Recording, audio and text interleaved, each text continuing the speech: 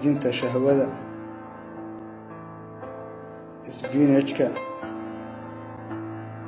Spinachka waxaa dhex qooshan aashitada folic, taasoo asal ahaan ka mid ah walxaha uu vitamin B-gu ka koobmo. Waxay badisaa oo adkaysaa dhibcaha shahwada. Haddii heerka aashitada folic uu daciif yahay ama hooseeyo, waxaa hubaal ah in shahwadaadu ay ku adkaanayso inay gaadho ugxanta xaaskaaga, awoodna uma leh inay dhex qoosto hal ukun. Xitaa waxaa dhici karta in dhallaankii ku beermo shahwadaas uu si u dhug yahay.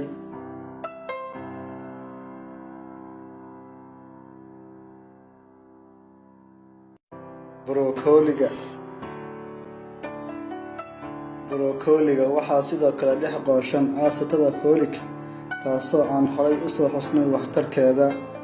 Daraasad la sameeyay ayaa lagu xaqiijiyay in haddii ay nimanku isticmaalaan broccoli-ga maalin kasta, ay siyaadayso dhibcahooda shahwada 70%.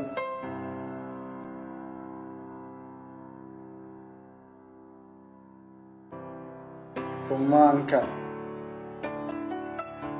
Furuutkan macaan wuxuu fawaa'id badan u leeyahay badinta dhibcaha iyo nuxurkeeda. Waa ka hortaga inuu oksijiin isku laalo shahwada, lana falgalo dhacaamada kale isagoo awoodda shahwada daciifinaya. Rumaankuna howlahaas oo dhan wuu ka mamnuucayaa. Waxaana sidoo kale rumaanka loo isticmaali jiray bacriminta shahwada. Mooska ama muuska. Moosku wuxuu qani ku yahay vitamin A, B1 iyo C, kuwaas oo jirka ka caawiya soo saarka shahwo caafimaad qab ah, sidoo kalena siyaadiya fursadda hal-abuurnimo ee shahwada. Sidoo kale mooska waxaa ku jira cunto-shiidaha ama enzymeska bromelain, kaasoo siyaadiya dareerka ama socdaalka shahwada.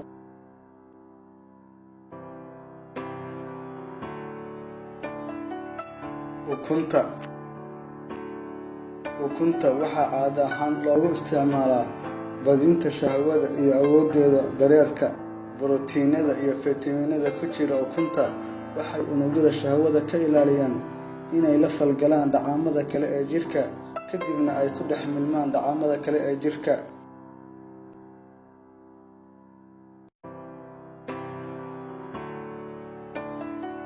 Cuntooyinka zinkiga. Cuntooyinka laga helo maadada zinc sida hilibka guduudan, digirta, galleyda waxay door weyn ka ciyaaraan raajicinta shahwada. Maadadan la'aanteed shahwadu waxay noqon lahayd fadhiid.